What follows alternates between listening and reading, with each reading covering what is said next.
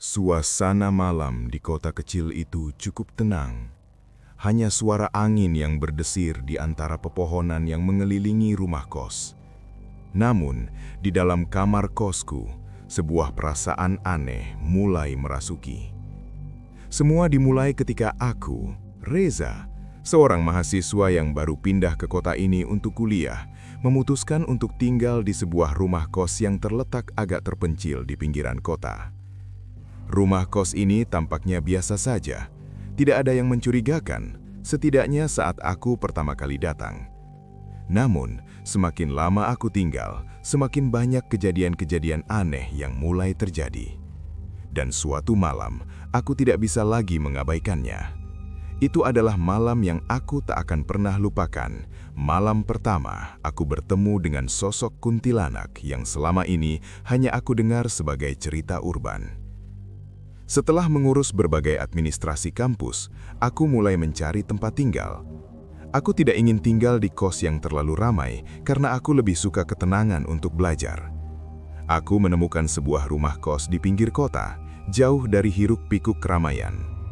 Rumah itu terlihat cukup tua, tapi harganya terjangkau, dan kamar yang tersedia juga cukup besar. Saat pertama kali aku menginjakkan kaki di rumah kos itu, suasananya terasa sunyi. Para penghuni kos yang lain terlihat sibuk dengan rutinitas mereka. Ada beberapa mahasiswa yang kuliah di kampus yang sama denganku, tetapi tidak ada yang terlalu dekat denganku. Aku pun merasa nyaman karena bisa lebih fokus pada kuliah. Namun, ada satu hal yang selalu membuatku merasa aneh setiap kali melewati lorong rumah kos yang gelap.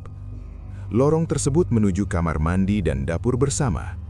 Itu adalah lorong yang selalu terasa lebih gelap dibandingkan dengan ruangan lainnya. Aku tidak pernah terlalu memikirkannya, mungkin karena rumah ini memang tua dan pencahayaannya kurang baik. Malam pertama aku tidur di kamar kos itu, semuanya terasa biasa saja. Namun setelah beberapa hari, aku mulai merasakan ada sesuatu yang berbeda. Pada malam hari, aku sering mendengar suara-suara aneh. Terkadang terdengar langkah kaki yang berat, meskipun aku tahu bahwa tidak ada orang yang lewat. Terkadang aku juga mendengar suara wanita menangis yang datang entah dari mana. Pada awalnya aku mengira itu hanya imajinasi atau suara-suara yang biasa terdengar di rumah kos tua. Namun, kejadian-kejadian itu semakin sering terjadi. Malam demi malam, suara-suara itu semakin mengganggu tiduranku. Bahkan beberapa kali aku terbangun di tengah malam, merasa seperti ada yang memandangiku dari ujung ruangan. Aku mencoba untuk tidur lagi, berharap itu hanya perasaan takut yang berlebihan. Tetapi malam itu, segalanya berubah. Suatu malam yang gelap, ketika aku sedang bersantai di kamarku, aku mendengar langkah kaki yang berat di lorong. Aku berpikir mungkin ada teman kos yang sedang berjalan ke kamar mandi.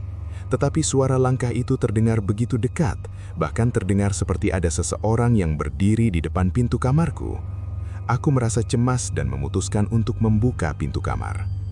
Saat aku membuka pintu, tidak ada siapa-siapa. Lorong itu kosong dan lampu hanya menyala redup. Namun pada saat itu, aku melihat sesuatu yang membuat darahku beku. Di ujung lorong, tepat di depan kamar mandi, ada sosok wanita dengan rambut panjang dan bergaun putih.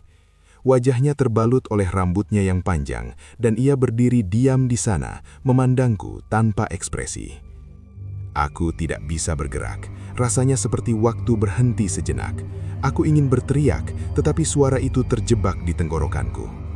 Sosok itu tidak bergerak, hanya berdiri diam dengan pandangan kosong yang menembus ke dalam mataku. Setelah beberapa detik yang terasa seperti berjam-jam, sosok itu menghilang begitu saja, menghilang dalam kegelapan. Aku menutup pintu dengan cepat, jantungku berdebar kencang. Aku tidak tahu apa yang baru saja aku lihat, tetapi aku tahu itu bukan hal biasa. Keesokan harinya, aku merasa ketakutan yang mendalam. Aku mencoba untuk mencari tahu tentang rumah kos ini. Di kampus, aku mulai berbicara dengan beberapa teman tentang rumah kos yang aku tinggali.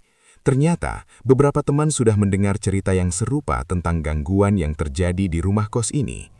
Ada yang mengatakan bahwa rumah kos ini dibangun di atas tanah yang dulunya adalah pemakaman.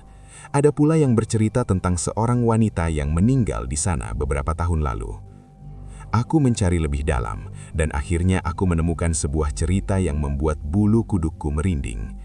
Konon, wanita yang sering muncul di lorong itu adalah sosok kuntilanak yang meninggal karena bunuh diri setelah dikhianati oleh pacarnya.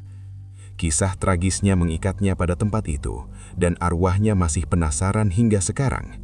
Tak heran banyak penghuni rumah kos yang mengalami gangguan, tetapi tak ada yang berani berbicara terbuka tentang itu. Mereka lebih memilih untuk menghindar dan terus tinggal, meskipun mereka merasa teror itu tidak berhenti.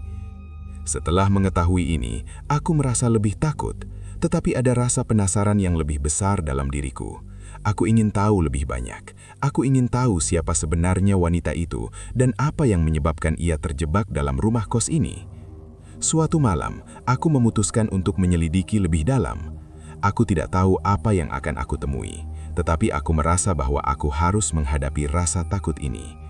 Aku memutuskan untuk pergi ke lorong tempat sosok kuntilanak itu sering muncul. Dengan hanya lampu senter kecil di tanganku, aku berjalan perlahan menuju ujung lorong. Tiba-tiba, angin berhembus kencang, padahal tidak ada jendela yang terbuka. Aku merasa seperti ada yang mengamati dari balik kegelapan. Suara-suara langkah itu kembali terdengar, lebih jelas kali ini. Namun kali ini, aku merasa tidak sendirian. Aku berdiri di tempat itu selama beberapa menit, berusaha menenangkan diri dan berdoa dalam hati. Tiba-tiba, sebuah suara lembut terdengar. "Kenapa kau datang ke sini?"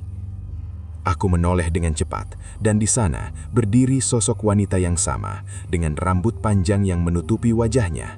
Tetapi kali ini, aku melihat wajahnya, wajah yang hancur, penuh dengan luka dan darah yang masih mengalir. Sosok itu memandangku, matanya kosong, tetapi ada suatu perasaan sedih yang mendalam di dalam tatapannya. "Kenapa kau datang?